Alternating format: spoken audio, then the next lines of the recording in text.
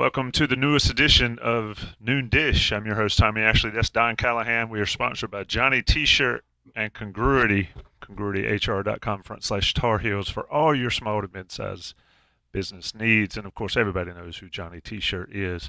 Visit them on Franklin Street or online. Don Callahan, it's been 2 weeks already. One thing is sure, Don, when Yes. my weeks are bad and I'm having a rough time, you sort of brighten my day. I can't figure out why, and it's not normal, but you do. It's good Uh, to talk to you again. this is getting uncomfortable now, because you might be the only one who's ever told me that. When Yeah, that's weird. when I go downstairs and I have to talk to my daughter, I immediately get the eye rolls. Get something similar from my wife. So it's great to hear that I can be your sunshine. Well, I saw I think it was an Instagram reel or something, and it talks about dads. And it was Hmm. like the ages. Like at age 1, your dad's the greatest thing ever. He's just like a blur in your eye. And like at age 18, your dad doesn't know what he's talking about. Yeah. But as they get older, it says maybe my dad did know what he was talking about. So I asked my boys the other day, where am Hmm. I on this scale? And my freshman at Carolina actually said, I'm kind of at age 45, which is maybe my dad does know what he's talking about. So I was impressed. Raise them That's right. good. So if That's they're good. rolling their eyes to you and you're paying for their food and their rent and Yeah. all, you got to handle that. Yeah. Absolutely. Chat MVP last Chat week. MVP Gary Lewis from last week. I can't remember, or 2 weeks ago. So this podcast is dedicated to Gary. If you are in here, we don't have any comments yet. Are we live? Yeah, Yeah, we're live. we're live. I don't Um, know. and yeah, so this podcast is dedicated to Gary Lewis for his contributions 2 weeks ago to our pre-Easter podcast. And um, and yeah, what else we have? Oh, special guest. Special guest coming up shortly. I'll let you handle that because it's an Okay. important one. And We somebody in the want to at least present, Alex White, Alex, director of football recruiting. Okay, so we do have someone in here. yeah, Cameron He's, Holtz, #1. You get chat MVP, Cameron. Let me bring she's going to go Alex in first. here so she can get in on this top 5, and we'll talk about it. How you doing, Alex? Hey, Tommy, I'm good. How are you? I am well. Thank you for joining in Don and us. So Yeah. Don sent me a note and said, I'm gonna read it word for word. Oh boy. He said, unless you oppose, I'll take charge on this interview, and then you can jump in with follow-up questions. That works well. Don, it's all you, brother. Yeah, well, just in my defense, we've done that the last couple of times. This is a little behind the scenes. We've done this a couple of times because we don't want to trip over each other. But anyway, yeah, so let me introduce Alex White.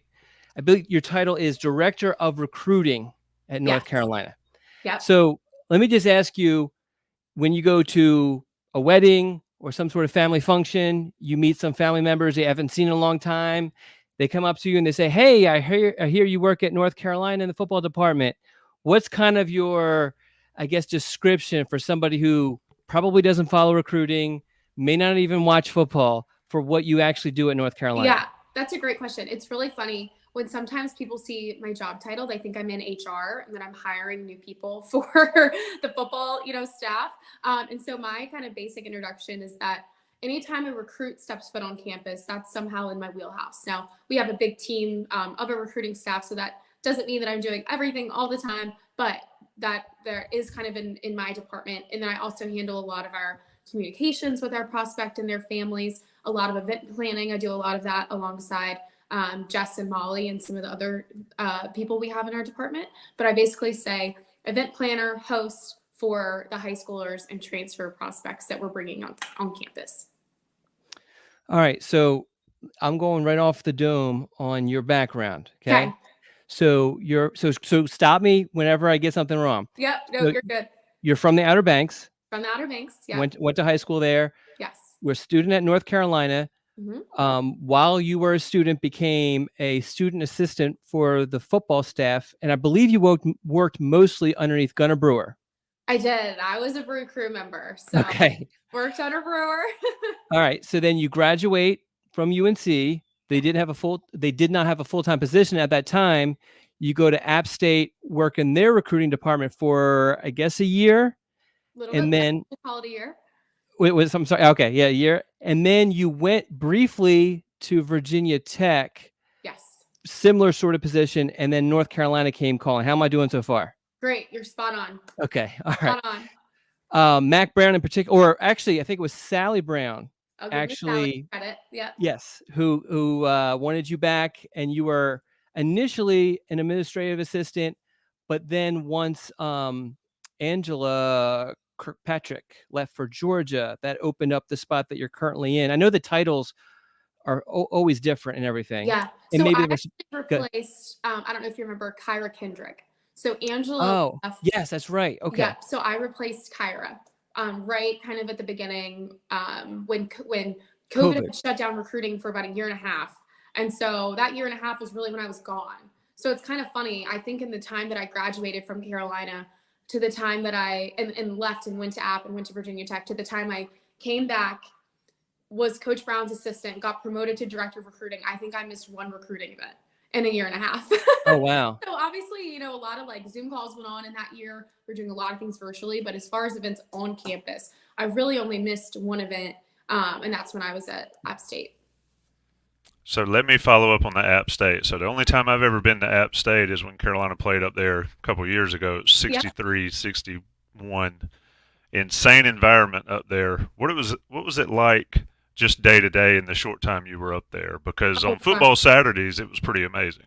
Yeah, I love Boone. I'm the first to brag about Boone to anyone. It's kind of, funny. I'm from the Outer Banks, so obviously a similar tourist town. So instead of contrasting mountains to beach, I really tried to compare the two because it was, very small, quaint tourist town, obviously with a much bigger college, which made working in football so fun there. But I loved my time in Boone. The weather was beautiful. Well, I say that I moved there in February and I called my mom. They were, I think at the beach, and I was like, Mom, I live in Narnia. It's snowing all the time. The snow's coming at me sideways. Like, this is crazy. But the people there are incredible. I love their football staff. They've got great restaurants. There's a lot of little other cute towns around Boone. Blown Rock is one of my favorites. So I loved my time up there. And I think that they have a really great culture in their team. I loved their staff. I loved their players. I still keep in touch with a lot of those guys. So, and then going back there, that was a crazy game. Obviously wish we could have maybe won a little bit in better style. My heart was like beating out of my chest watching that. But no, I love it up there. I love the mountains. Absolutely insane on that Saturday up there. Wow. Gosh. Let me ask you this. You mentioned snow, and we were getting into the weeds, but how many times did you see snow growing up in the Outer Banks? And where exactly in the Outer Banks? Because so that's a pretty cool area too. So I went to Manio Elementary, Middle, High, right on the water. So, we got snow like, maybe once or twice a year. And I say that, and it would be like, a quarter of an inch and we'd get out of school for 3 days. But there was once really big snow that I remember. Our house is right on the water and the sound completely froze over. So there's actually a picture of my dad, like, however, 50 yards on the sound that's just frozen over, like giving us a thumbs up. And then this is so beach of us too.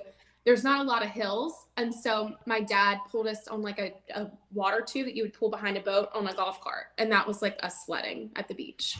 So it is a different world out there, but it is certainly beautiful. Yep. Yeah. Go ahead, Don. I know you want in. Well, I'm going to stay in the weeds here. And this is actually a question for both of you guys. Have either one of you watched the TV show Outer Banks? Yes. Yes. Religiously, actually. Not. Really? Yeah. I felt like that was like a teeny bobber sort of thing. I'm surprised by that Tommy has watched it. How realistic is it, Alex? Okay, so I've never seen it, so yeah, there's this like rival between friend groups, which isn't quite accurate. I feel like everyone down there kind of got along, but there is this culture of like, you don't wear shoes to like do things, and everyone just hops on the boat and goes to hang out. So that aspect of it, of like everyone being outside all the time, is super accurate. I remember like, even now, if I'm home for a little bit or back in high school, you just see people like passing on boats and you just wave to them and you're like, oh, that's so-and-so. And so that's totally, totally accurate. And then, they filmed it in Charleston. but Mhm. they still, at least for, where I am on the Outer Banks, I think they did a good job of like showing the marsh, and it's not just totally on the ocean. They still have that like sound Mhm. kind of view, which is for me like totally accurate. The one Don, thing I remember my Don, daughter bring up. You need to get with the program, man. You can either grow old and get old, or you can grow old but not up. I That is choose not. to do the not up part. Yeah, I have learned not to watch TV shows that my kids talk about a lot. But the one thing that my daughter mentioned that bothered her a lot was, I guess, during one episode, they came on, I guess, the quote unquote mainland, and it made it seem like Chapel Hill was literally the first town you hit They took off a of. ferry from Manteo to Chapel Hill, which like Yeah, it's just not is that possible. possible? But I'm like, if that had been a thing, that would have been great for me in college. Oh yeah, It's like a 3.5 hour drive. you could have lived at home during college. I know, I Yeah. taking the ferry. But so no, there were little things like that where I'm like, okay, this is TV, whatever, we'll go with it. But I got me like Outer Banks got a shout out, Chapel Hill got a shout out. And so I was like, you know what? Don't Perfect. stress over the details. Yeah. So going back to when you're in high school, and I can Yeah. remember the position that you have, and again, the titles change a bunch. Yeah. But the first person I can remember having it was Andy Hansen, who's Yeah. now at Southern Cal, I think. Mm-hmm. Yeah. So the position basically didn't exist. I don't know how long ago that was, 15 years ago or whatever. So when you're in high school, I mean, you have a job that didn't exist. So I mean, what was your aspirations Yeah. for beyond school? That's such a good question. I always, since I was very, very young, had this huge passion for football. And so I always thought that that's something that, I might could work in. But I think for me, kind of like you said, you didn't see like this role before. So that was either like Aaron Andrews or be like an athletic trainer. Mhm. And so I kind of went into college thinking that. I was an exercise sports science major, and then also spent some time in the journalism school. So those were kind of my two, career options, which are obviously so different. Athletic trainer and journalist. I mean, come on. The one thing it has in common is, the athletic piece to it. So I really, wasn't sure what I wanted to do. It's actually kind of funny and in full circle. I knew that there was a place like in recruiting for women and especially students at Carolina. Both my parents went to Carolina, but my mom specifically worked in the football office when she was a student and worked in recruiting. And so she had told me like, I bet that there's still something around, you should, find out more about it. And then I actually got connected with Chris Kapilovic, who was the offensive line coach at the time, who's now down at Alabama.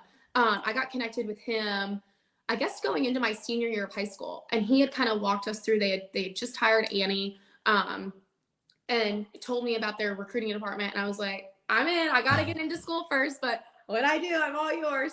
And so got into Carolina. And then I think I had my dad like email Coach Capper. I can't remember how that interaction went, and was like, she's ready to go.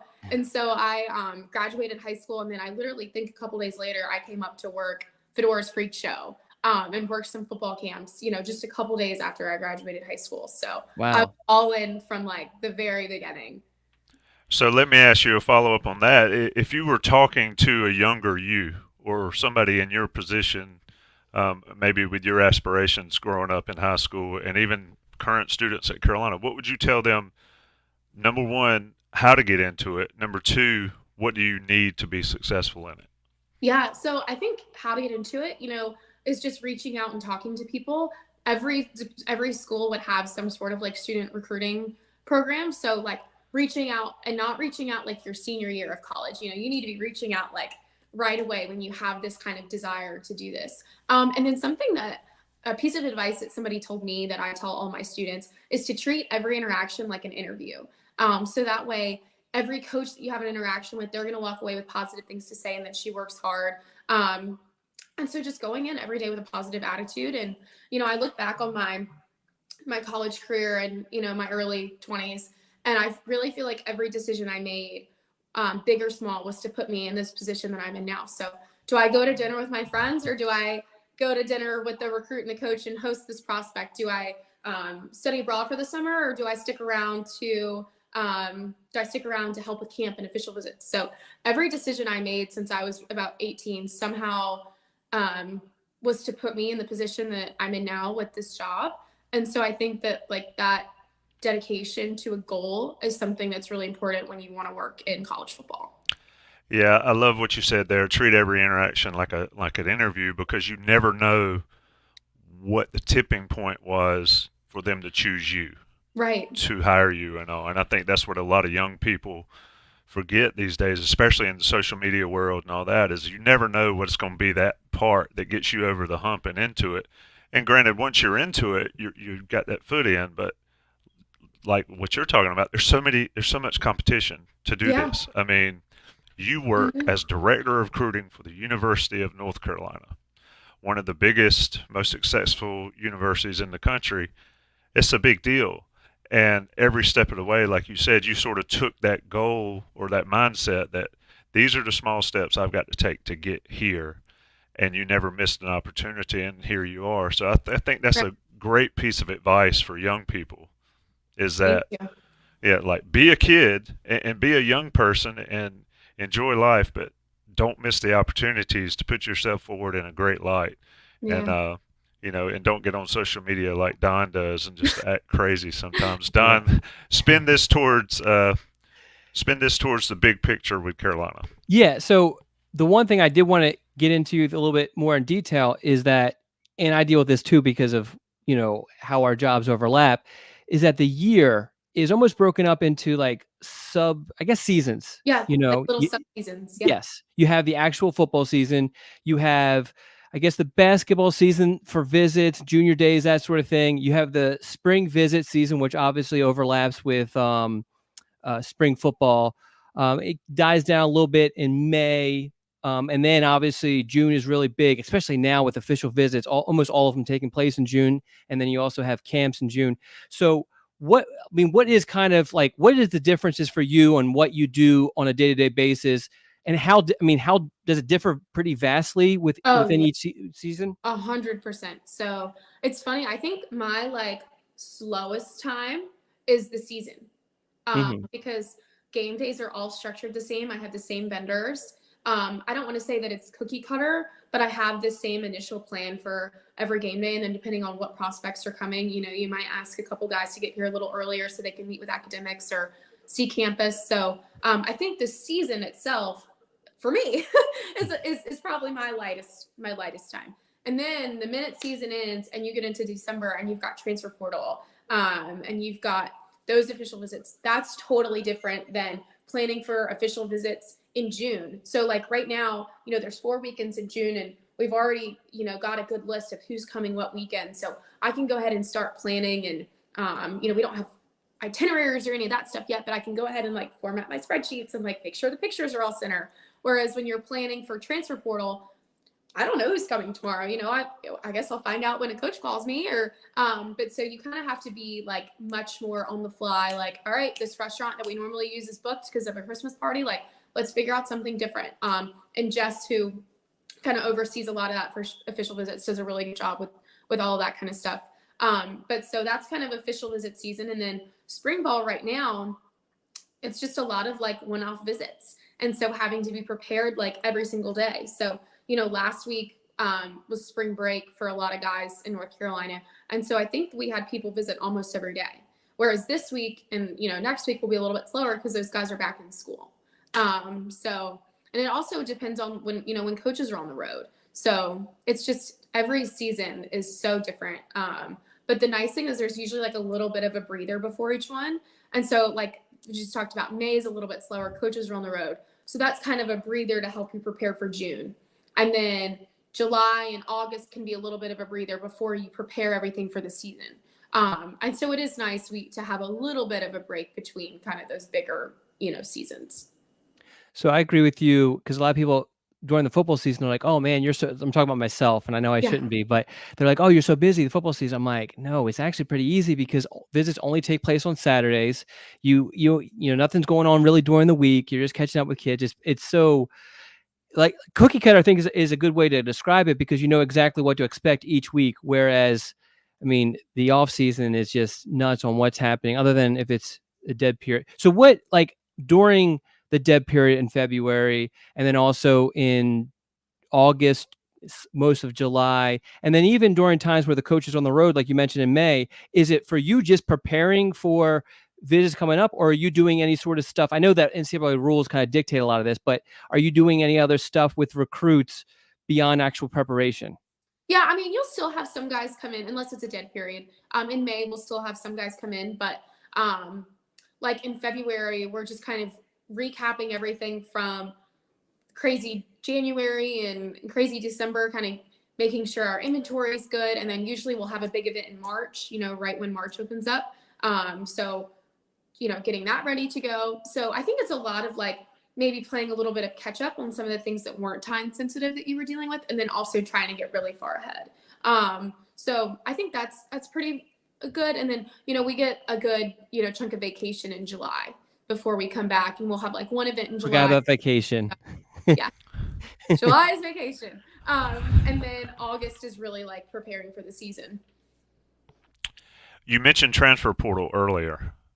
How much has that totally changed your job? Oh gosh, like crazy. I mean, I'm sure like Daniel and those guys, Daniel and Julian and Pat, obviously they're dealing with the bigger, like going through all the list of names and evaluating them. So their job has changed a lot more. But for us, we think of like traditional recruiting, you're recruiting high school kids for like 2 years, right?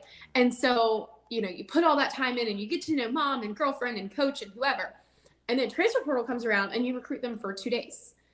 So it's just a totally different mindset. And then I also think, a couple of years ago, December was when you had most of your high school official visits. Mm-hmm. Now that's kind of gone to June because they a lot of times want to make a decision before their senior season, which I think is awesome.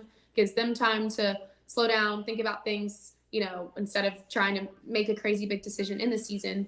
So that leaves really like December and January up for a lot of portal visits.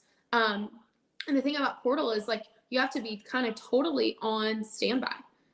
You don't know when guys are going to enter. A guy might think that he's going to one school, and then all of a sudden that school took a different player at that position, so they're back on the market. So I feel like transfer portal changes, at least from a visit standpoint, like every single day. I mean, the on-campus recruiting girls we'll talk every morning. Okay, this is the plan, and by lunchtime it might have changed like 5 times, and like who's coming with who. And a lot of guys that are coming in as transfers, they might only come in for like one night or something, whereas high schoolers usually come in for 2, or they might only come in with their dad or sometimes even by themselves, whereas high schoolers usually bring like a larger entourage with them. So, and we're talking with Alex White, Director of Recruiting for North Carolina football. If you have questions for her, drop them in the chat. I see Alan Minton's gotten one up there. We'll get it in for sure before we finish. But Alex, I wanted to ask you, you talk about the visits for transfer portal guys, and most of those guys are going to be older. They're going to be, some cases grad guys. So they're, I don't want to say grown because not quite grown, but close, and certainly different than 16, 17-year-olds. Yeah. What's the difference in how you guys set those up for the older guys? A lot of times that's just like pure business. Like, they'll get in, they want to see where their position coach or the coordinator on their side of the ball sees them on the field, and really spend a lot of time talking about how we would use them in our offense or defense. So usually those meetings are a little bit longer. They've already, had a strength program in place. They've already had a nutrition program. So they're able to ask more detailed questions to our sports science staff, which is really great, and really know, hey, like, this is what works best for me. How can you implement this? So I think that's a piece that really helps with us. And then one thing that we do too is, show the guys some local apartments. So that's something that, if they're visiting us that, middle of December, and then they're enrolling the beginning of January, like that might be the only time that they're coming up here before they have to make this move. They want to do Christmas with their family. They got to move out of their old place. They might be playing in a bowl game with their former team. And so we want to make sure that they have everything that they need to talk to, make that decision. And then if they do make that decision, feel comfortable with like getting everything set up in Chapel Hill. So we'll have them meet with our Director of Football Ops, Joe Hayden, one of our academic advisors, Les Myers, and then our Director of Player Development, Brandon Kennedy. So the 3 of them will sit down with a transfer portal prospect and be like, okay, if you decide to come here, here's your checklist. Like, here's how you apply. They'll talk about like what program they should apply for. And it's different whether it's an undergrad or a grad transfer. And then Brandon will really talk to them about housing and, hey, a couple guys live in these apartments. would happy to set you up with a leasing office. So we have like a 30-minute schedule every time a transfer portal, or 30-minute meeting for all of our guys from the portal to come in. And we call it like a transition to Carolina meeting, because they have about 2 weeks to pick up their life and move to Chapel Hill. So we want to make sure that they have all of those things kind of knocked off in their mind to feel comfortable when they actually start to move. That's the aspect of the whole transfer portal that's just so crazy. Is these kids, they're at one school, they're trying to finish up, tie up loose ends, take finals, do all this, and then they got to go to another school, move. It might be during the holidays. You barely get to see your family. It's just kind of nuts. Before we get back, I want to announce Gary Lewis, our chat MVP, is in the MVP now. So Gary, if you haven't heard, you're the chat MVP from last week. So congratulations. And then Tommy, can you pull up that question from Alan? I'll ask it of Alex. So what's the most rewarding part of what you do? Oh, see, this is my favorite thing to answer. So I'll give a shout out to one of our freshmen right now, Jordan Ship. We recruited him for a while. He's a great player, great family. I just love. We're big fans of Jordan here. Oh, I know, he's the best. But so having recruited him and, be around him on visits and get to know his mom, and then have them commit to Carolina, go through official visits, all that kind of stuff, and then have him on campus. And now he is sitting in on recruit meetings and he's telling recruits why he's so proud to be at Carolina and why he loves it here. And I think that just like full circle. And Jordan hasn't played one down of actual football yet. Gosh, he's been here for 3 months. But that to me is just like the biggest aha moment. Like, we found a guy who fits here. He loves it here. He's going to be a great player for us. And he's helping bring in the next group of people. And so I think just continuing to build a locker room of guys who are like Jordan and the guys, we've been recruiting is just the best part. One of the rules the NCAA actually passed that directly impacts you is the no more photo shoot for at least unofficial. They could do it for official visits, right? Yes. Okay. No for officials. Yes, but no more for unofficials. Yes. And it was funny because the response on the message boards was like, "Oh, this is so stupid. Why don't they let them?" And then I had to jump in and explain, you guys don't realize how much of a waste of time. So please, can you just, from your perspective, what's this rule? What's your take on this rule? Yeah. So 2 things. One, people that are serious about Carolina are still able to do photo shoots because they'll have that opportunity on their official visit. Mm-hmm. So a lot of people say like, oh, seeing themselves in uniform, that's such a great opportunity. They still get to have that, right? So we're not taking away that experience. We're just saying, you know what, like this is a really special thing. We just want it for people who are really serious about coming here. Mm-hmm. And then on my end, as planning it and Molly and Jess's end, we would have a group of 20 people come through, and they might be freshmen in high school. Some of them might have little brothers who are 7th and 8th graders, and they would have this expectation that they can get a photo shoot. And they might have someone in their group that's got a couple offers, but the expectation for 20 is that everyone gets a photo shoot.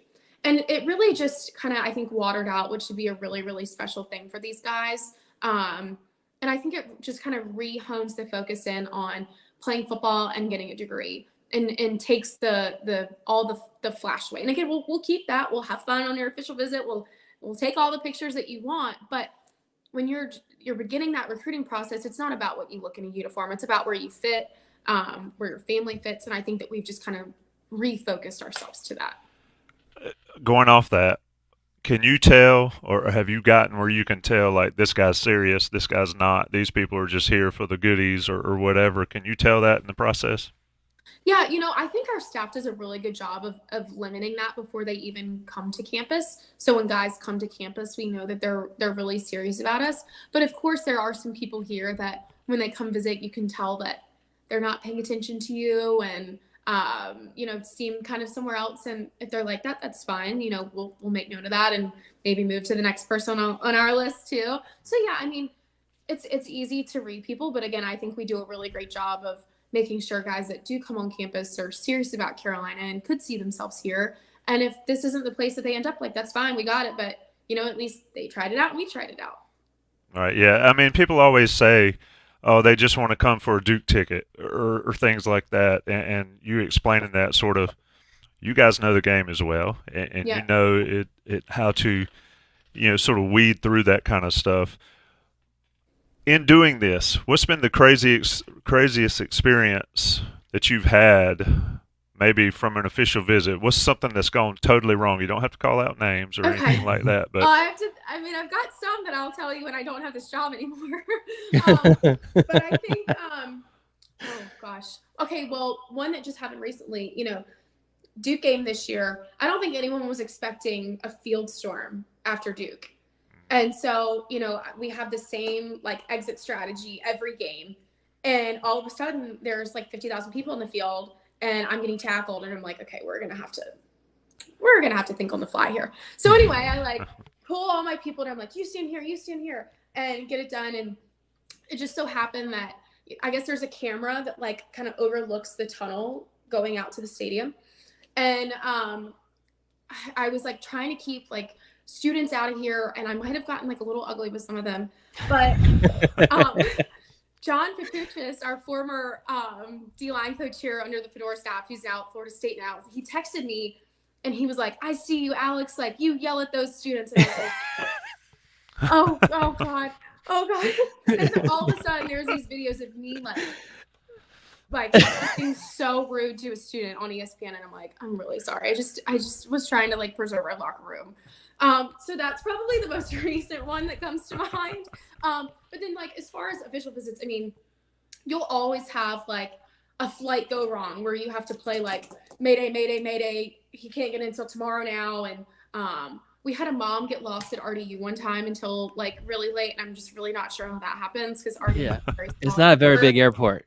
Right. So then we were like waiting there for hours, and her phone was dead. So like we were like sending out people all through baggage claim. We obviously can't get through the actual terminals. Yeah. And she ended up like buying a phone charger because her phone died, and just sat in the terminals and took a nap.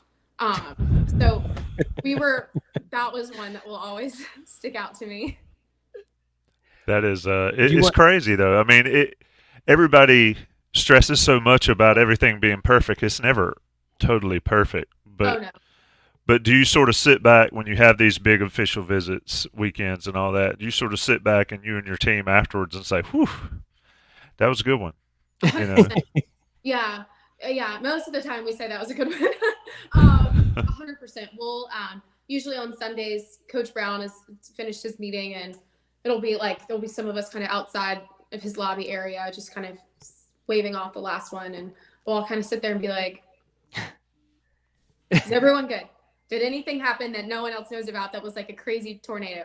And most of the time, like, we're good. But again, obviously there's always like something that you can't control. And I think that's probably the hardest thing about this job, is that relying on so many things that you can't control. I can't control the weather. I can't control if flights get delayed. I can't control if we win a ball game. I can't control that, went into overtime and recruits have been standing for a lot longer than we anticipated. So I think that's just kind of one of the things that you're having to learn, or that I've had to learn in this role, is like just when life throws you, a curveball, or you're just not expecting it, like you need to be able to think on your feet and just figure it out and like look calm and happy while doing it.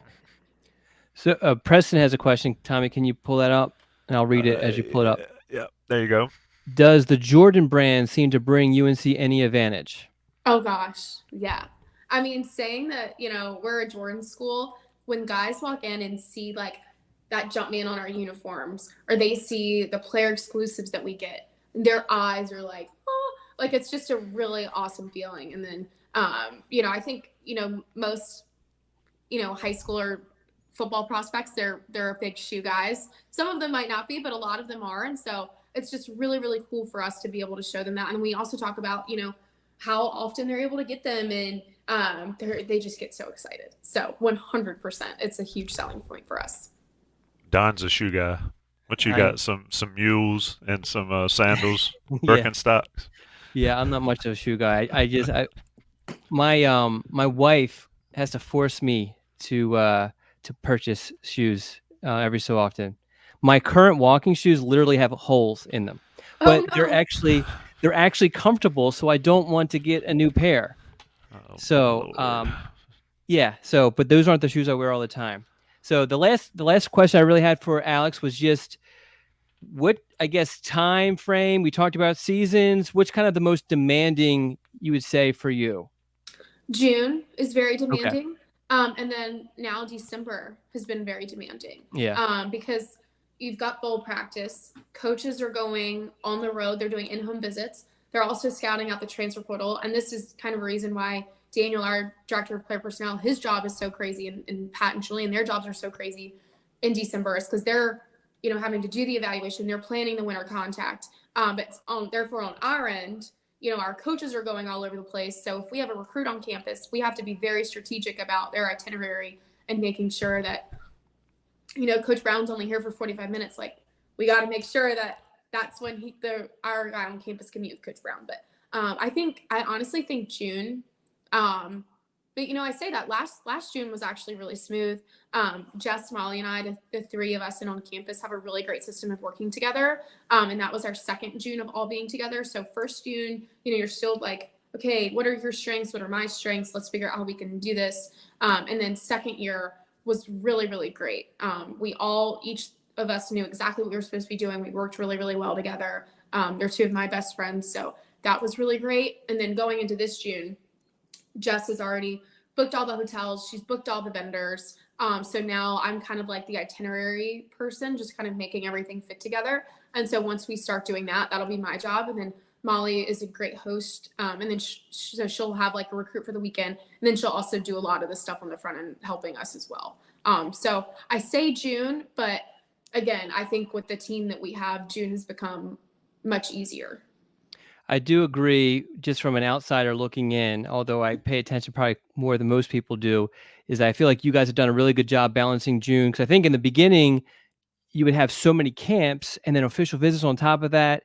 But it seems like you guys have done a really good job of planning those camps, and not necessarily over the weekends, although I think you have a couple, but they're mostly on Sundays. Alex Mars and Pat.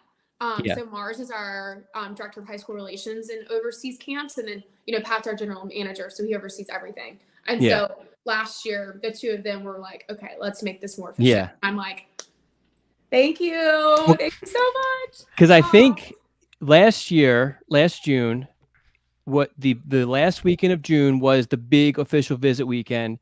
And then also you had the Showtime camp that Sunday. Yes. And I felt for you guys. I mean, I was worn out, but I didn't have the whole weekend to deal with stuff like you guys did. And I'm like, I just can't believe you guys are, doing all this. So that was a long weekend, and it was a rewarding weekend. But I mean, at the end of the day, like, there's an end goal in sight. Yeah. And so, but when the last kid left for Showtime, I literally shed tears. It's like, thank you. Everyone got here successfully. We had a great camp. Everyone left. Everyone ate. We're all good.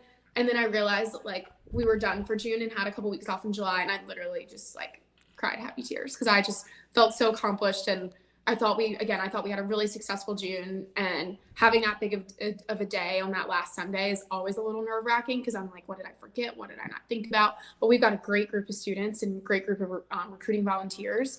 And so it was just the perfect little icing on the cake, cherry on top of the end.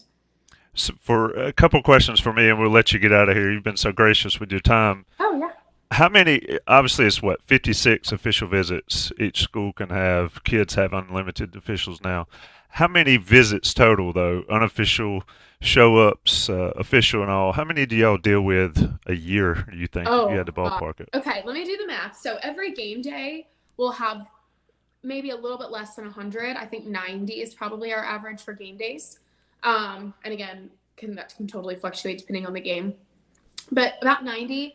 And then, our larger recruiting events where we take them to basketball games and that kind of stuff might be about 20.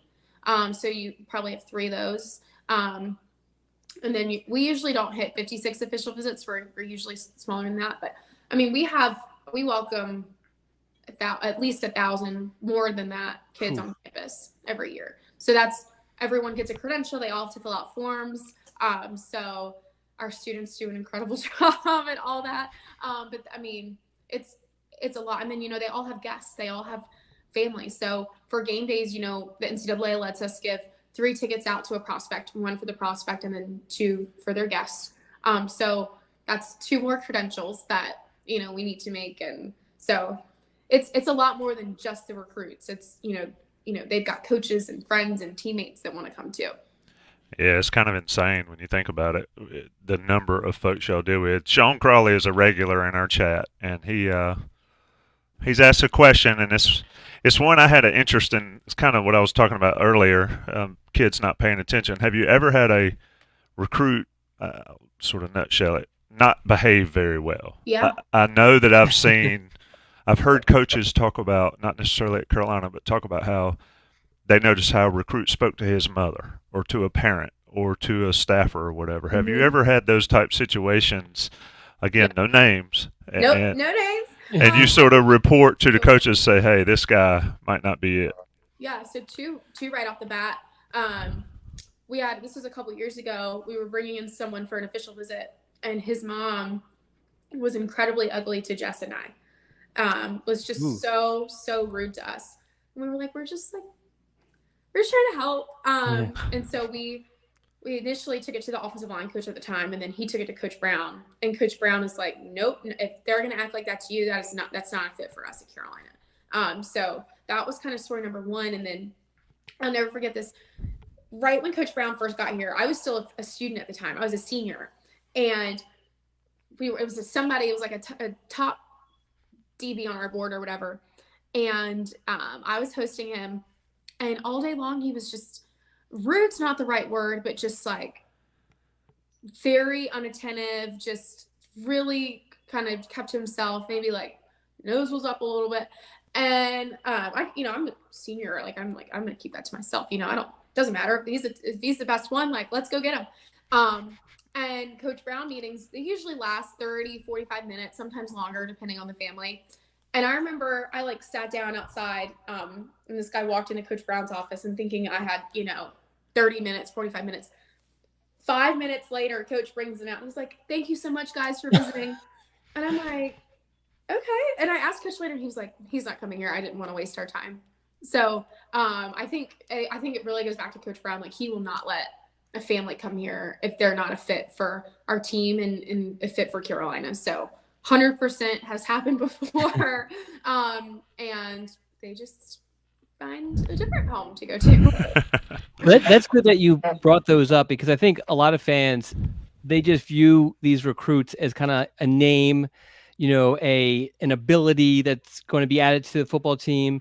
But in reality, if they don't have the other stuff outside of that ability, then they're probably not going to be there, very long, or they could cause some other sort of problems in the locker room. And so there's a lot more that goes into it, because there's times where I get information and I'm like, all right, UNC is no longer recruiting this kid. And I report that, and fans are like, what do you mean? He's a 4-star. And I'm like, there's other things involved with this. Yeah, he might be maybe like a 1.9 GPA. Yes. Yeah.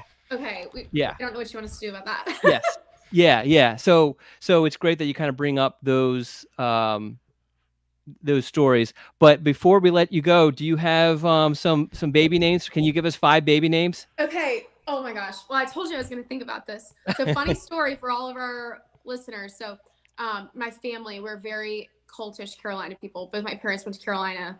My sister's a senior at Carolina. She's about to graduate. So our dogs have been named after athletic facilities at Carolina. So we've had a Finley for the golf course. We currently have a Keenan.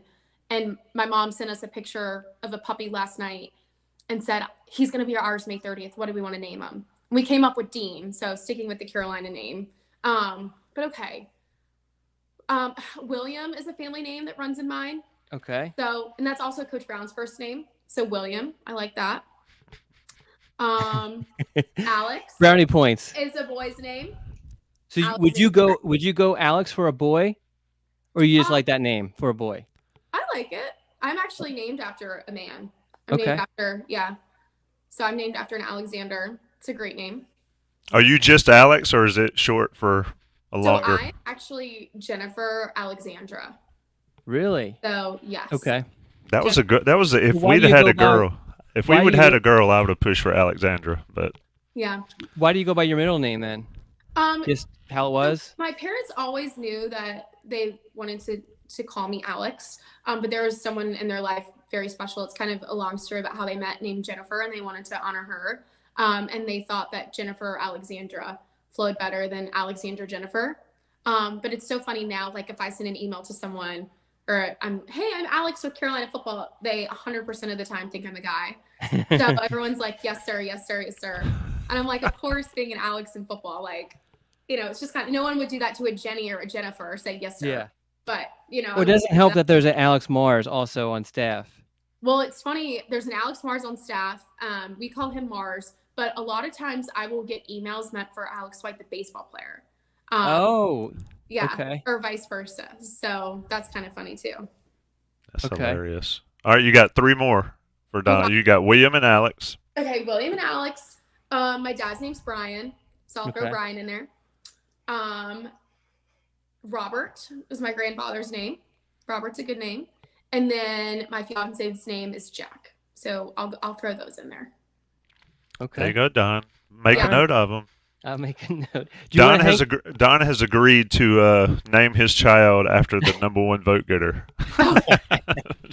I wish my wife would not allow that. What was that, Alex? He said whoever wins like the chat member of the week. Yeah. Yeah. Don's child named after him. Do you want to hang out for these when we read these, Alex, or do you have to go? Yeah. Okay. No, I'll hear. Go ahead, Tom. You want to read these and then we'll get to ours? All right, let's see. Alan Minton, Jackson, Bryce, Alex, Colby, and Banks. Oh, I like Banks. That's one of those you'll have 2 last names. I've always had 2 first names in Thomas and Ashley. Let's see, Don. We don't have a ton, but Steve Blakely, John, Mark, Don. Casey, and Math. Maybe you meant Matt. Maybe you he missed meant Matt. Preston up there. Did I? Yeah. Oh, yeah. Oh, uh-oh.